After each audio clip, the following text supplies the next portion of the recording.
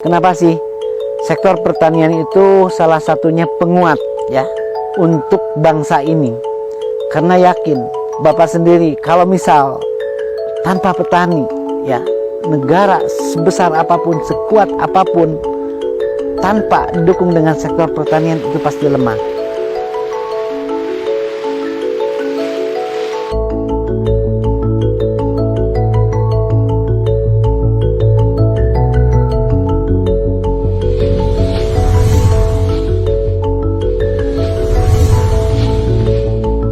Assalamualaikum warahmatullahi wabarakatuh. Perkenalkan, nama saya Ulus Firmawan dari kelompok Tani Baby Friends Farmer Group Gapoktan Wargi Panggupai yang beralamat di Kampung Gandok, Desa Sunterjaya, Kecamatan Lembang, Kabupaten Bandung Barat, Jawa Barat. Saya sebagai petani sayuran hortikultura. Di sini ada brokoli, ada tomat, ada bunga kol, ada selada, ada lettuce head, dan yang lainnya. Dulu ya kita itu kan dari SD ya udah mulai belajar bertani dengan orang tua. Nah awalnya sih kita lulus SD itu maunya ke SMP ya, tapi karena kemampuan orang tua mungkin saat itu nggak sanggup, jadi kita malah ke kursus menjahit. Setelah lulus menjahit ya, mendingan bertani aja. Dari situ kita tuh bertani lagi dan jual beli lah. Jadi barang-barang yang orang tua panen kita jualin gitu ya. Sampai-sampai di 93 kita itu udah masuk ke pasar induk Kramat Jati. Nah dari situ karena ya komoditasnya buncis ya dulu itu, buncisnya juga sampai-sampai nomor 1 lah di Kramat Jati itu.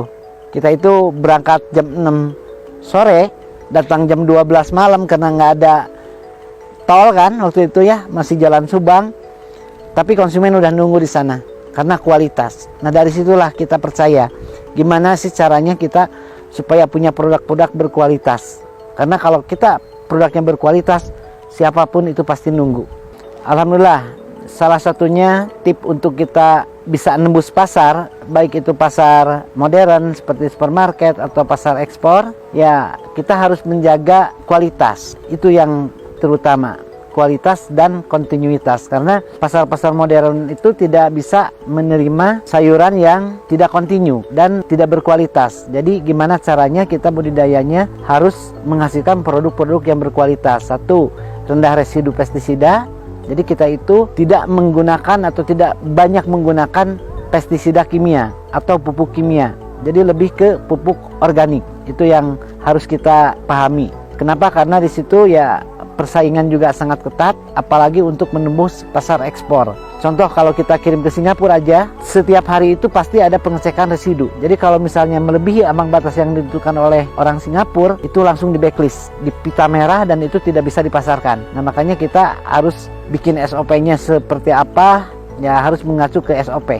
Nah alhamdulillah kita juga di 2014 itu udah tembus ke pasar ekspor untuk Singapura, dan dapat penghargaan juga dari Kementerian Pertanian komoditas yang berdaya saing.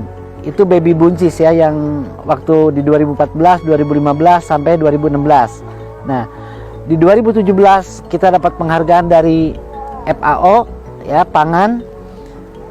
Kenapa sih kita dapat penghargaan dari FAO? Karena kita budidayanya yang ramah lingkungan.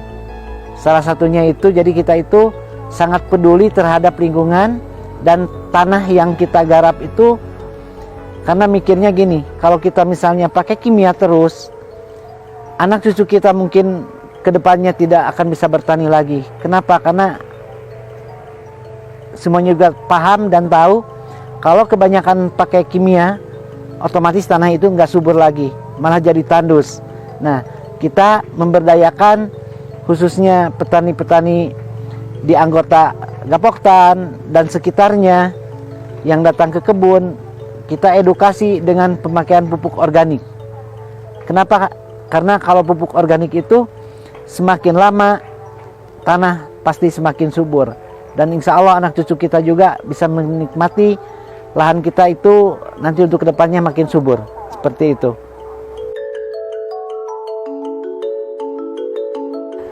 Tips untuk ya pemula ya, kalau kita mau bertani, satu, pastikan dulu pasar. Jadi kita itu harus kerjasama dengan pasar yang sifatnya ya kontrak lah, jadi tidak fluktuatif harga. Contoh kemarin-kemarin kan semuanya petani itu maaf ya, mungkin sekian persennya menangis karena harga turun, karena penyerapan konsumen juga kan, karena pandemik ini jadi kurang. Akhirnya tomat kan di bawah 1000, brokoli juga cuma 1000, bunga kol di bawah 1000, sawi putih di bawah 1000. Nah tapi dengan adanya kita kerjasama dengan gudang-gudang yang isi ke supermarket, alhamdulillah harga itu masih relatif aman ya. Makanya salah satunya kita kalau mau berusaha tani, satu, kerjasama dulu dengan pasar.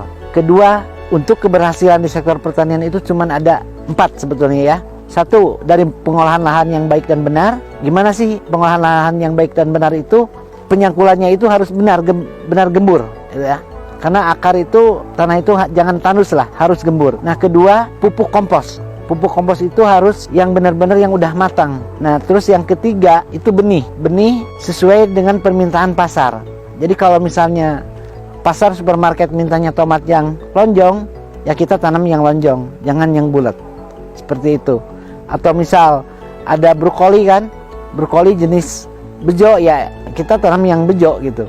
Jadi sesuai dengan permintaan pasar. Dan yang keempatnya yaitu kita pasar yang jelas, pasar yang udah bisa kontrak. Insya Allah dengan adanya 4 ini, insya Allah itu petani maju. Nah alhamdulillah kita juga ini lahan RSJ ya, Rumah Sakit Jiwa yang ada di Bandung Barat. Dan kita juga tidak hanya untuk bertani aja di sini, justru kita itu lebih edukasinya dengan OGDJ ya. Mereka yang udah sembuh kita tarik untuk diberikan bimbingan atau pelatihan di kebun. Apa sih bertani itu? Cara bertani itu seperti apa? Dan alhamdulillah mereka mau. Ini ada yang namanya Pak Yanto itu udah mau 1 bulan, Pak Agus udah 2 minggu, Pak Yayan udah 3 minggu. Mereka sangat antusias dan sangat luar biasa. Mula-mula dia itu datang ke kebun dengan ya darah dinginnya gitu kan, tapi sekarang udah sangat luar biasa. Jadi seperti kita aja sih, bahkan mereka itu semangatnya sampai-sampai mau buka lahan sendiri karena udah merasa percaya diri, tumbuh percaya dirinya, merasa udah mampu untuk bertani. Seperti itu alhamdulillah.